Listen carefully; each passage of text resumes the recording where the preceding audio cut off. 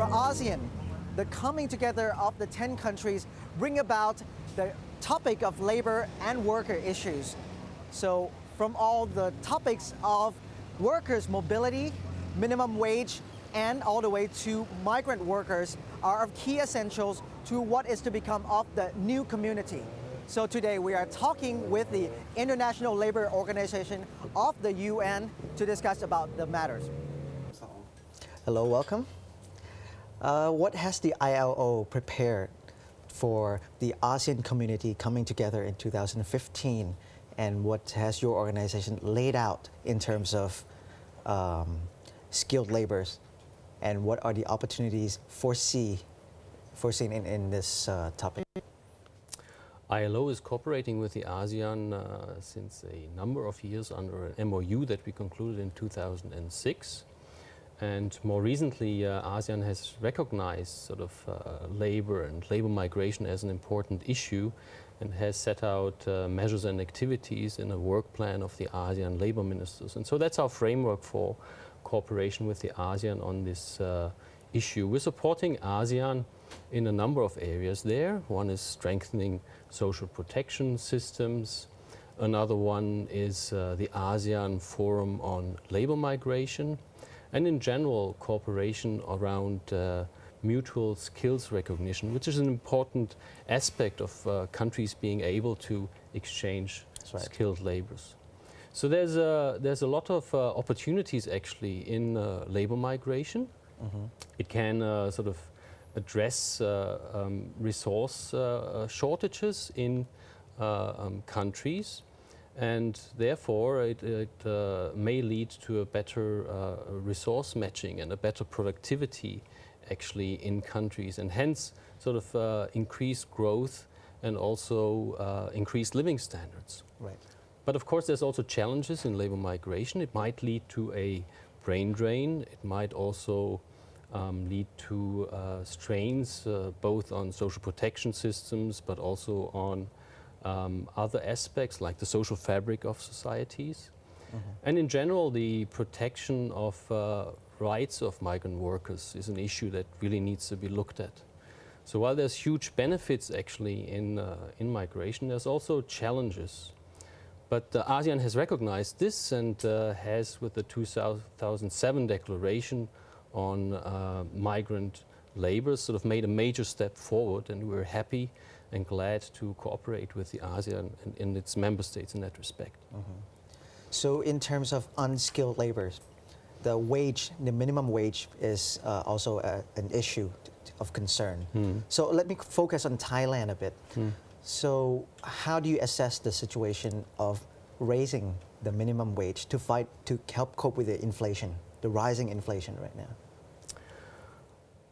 Minimum wage is basically a decision at the level of any society to make sure that the most vulnerable parts of the working population are protected and do not fall below the poverty line. So wage and minimum wage in particular has to be seen in that context. I mean, it's based on a principle that the work of any human being should be generating a wage allowing the worker and his family to lead a life above the poverty line.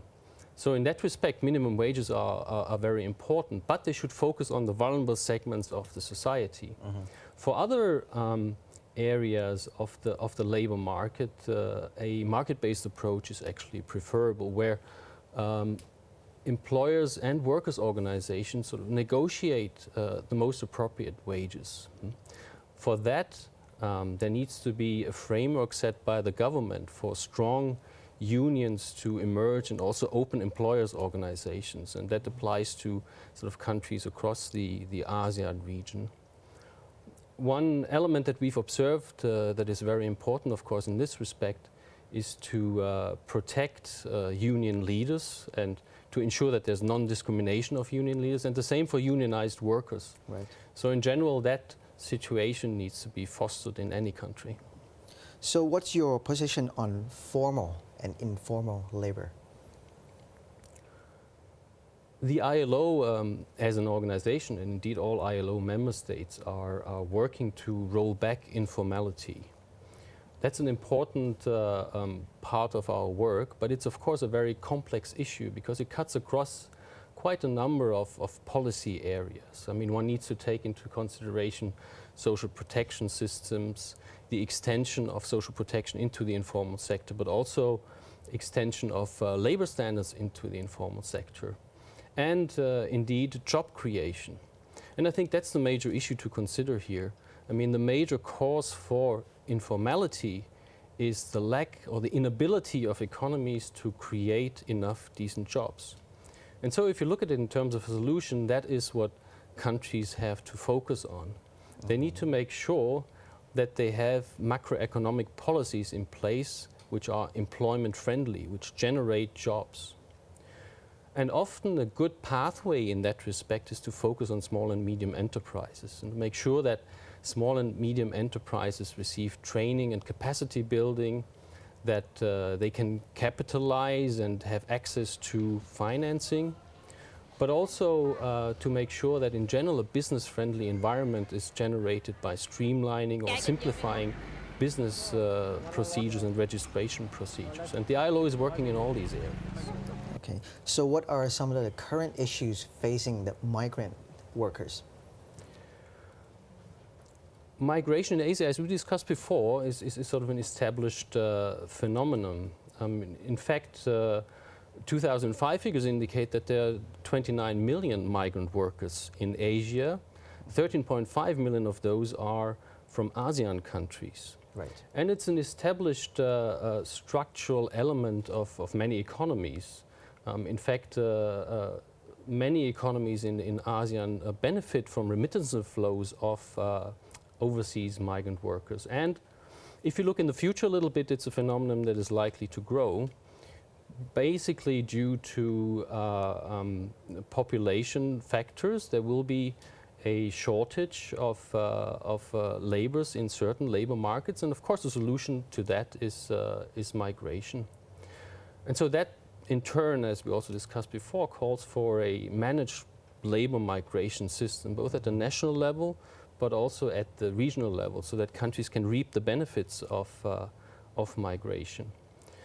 The ASEAN has started a process of consulting and agreeing on an international instrument on migration in line with international labor standards. That's of course a process that we welcome and that we are supporting. So to the extent that these systems and these instruments can be put in place, migration is a phenomenon that will produce benefits for the countries of the ASEAN. Okay. Well, thank you very much for sharing your information. You're most welcome. My Thank you. pleasure.